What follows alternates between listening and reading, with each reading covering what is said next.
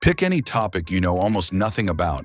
It could be quantum computing. It could be the history of the Ottoman Empire. It could be how mortgage interest rates actually work, or what causes inflation, or why some medications become ineffective over time. Now imagine sitting down with someone who has read everything ever written on that subject.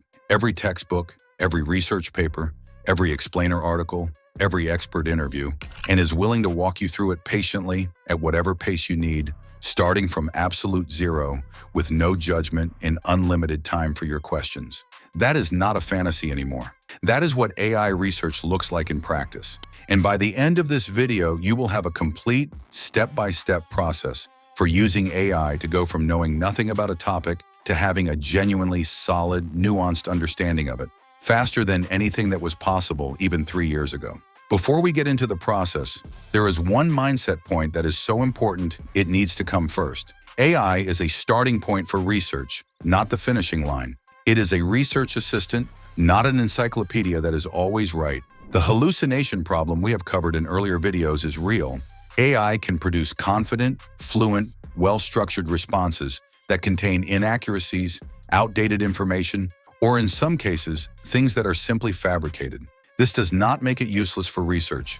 It makes it a tool that requires a particular approach.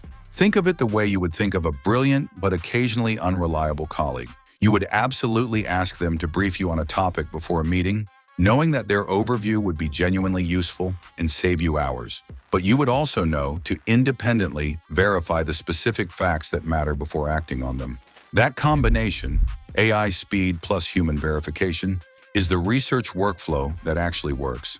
Step 1 is getting the foundation right, and the most powerful technique here is deceptively simple. Ask Claude or ChatGPT to explain the topic to you as if you are 12 years old. Not because you are not intelligent, but because this instruction forces the AI to strip away jargon, use analogies, and build the explanation from the ground up, rather than assuming prior knowledge. The explanation you get from this prompt is almost always more useful as a starting point than the more technically accurate version would be, because it gives you a mental framework to hang everything else on.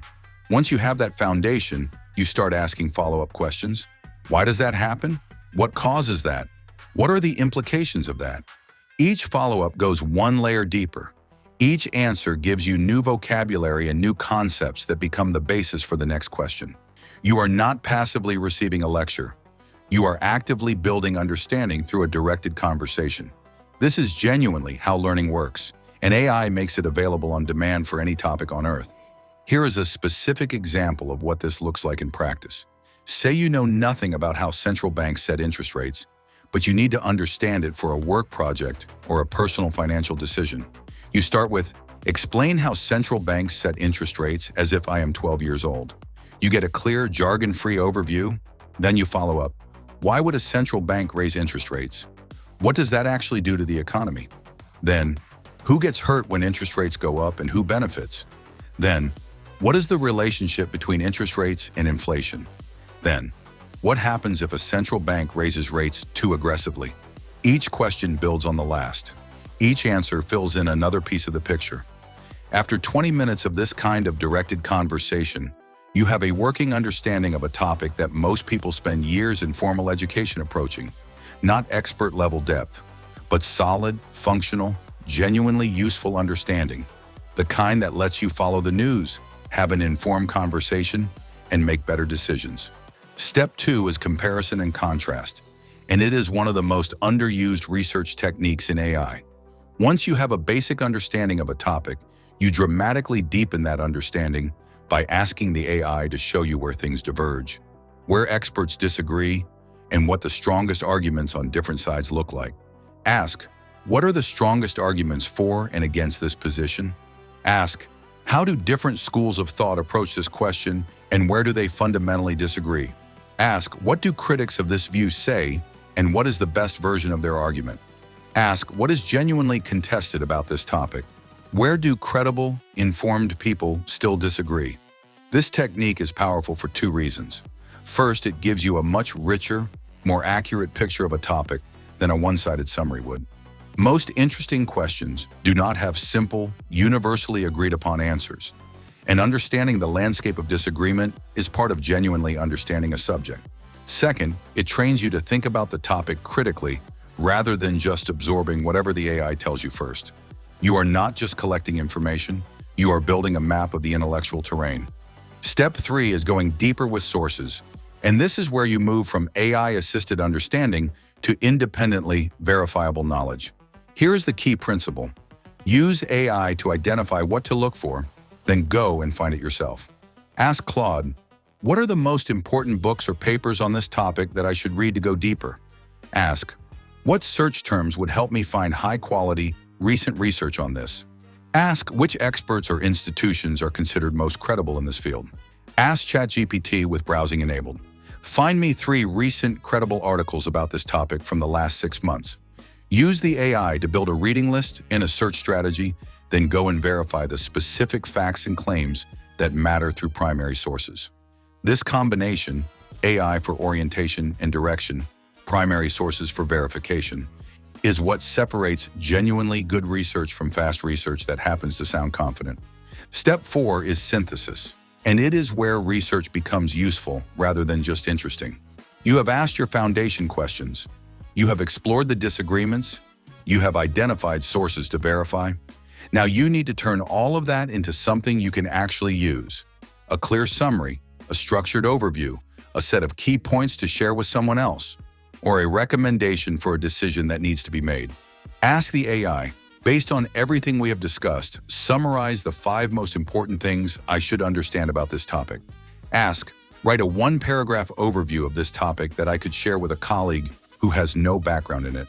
Ask, given this information, what are the 2 or 3 most important questions I still need to answer before making a decision on this?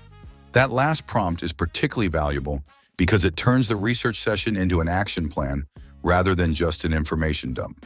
You leave with not just what you learned, but what you need to do next. Now here is the part of this video that could save you from a genuinely embarrassing or costly mistake. Hallucinations, the tendency of AI to occasionally produce confident-sounding information that is simply wrong, are most dangerous in research contexts precisely because the whole point of research is to build reliable knowledge.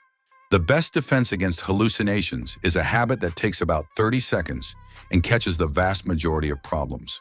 Before you rely on any specific fact, statistic, name, date, or claim that came from an AI research session, ask the AI itself, how confident are you in this specific claim and what is it based on? A well-designed AI like Claude will often flag its own uncertainty when directly asked. It will tell you that it is not certain, that this is its best understanding, but you should verify, or that this information may be outdated. If it responds with high confidence and you can see a clear logical basis for the claim, that is a reasonable signal to proceed while still verifying independently. If it hedges, or if you are about to act on something with real consequences, go and check it against a primary source. Treat every specific factual claim from an AI the way you would treat a footnote in a book. It points you towards something worth checking, not something worth citing without verification. One more technique worth adding to your toolkit: using AI to research AI. This sounds circular, but it is genuinely useful. If you find yourself confused by a term, concept, or claim that came up during a research session, simply ask Claude to explain that specific thing before moving on. You can pause the main research thread at any point, dig into a confusing detail until it makes sense, and then return to where you were. This recursive quality, the ability to zoom in on any piece of the picture at any moment, is one of the things that makes AI research fundamentally different from reading a textbook or watching a documentary. You are not locked into someone else's pace or structure. You are building understanding in the sequence and at the depth that actually works for your brain and your specific purpose. The skill you have just built, using AI to research any topic quickly, critically, and effectively, compounds over time. Every domain you explore using this method makes the next one easier, because you start to recognize the patterns of how knowledge is structured, where disagreements tend to live, and how to ask questions that surface the most useful information fastest.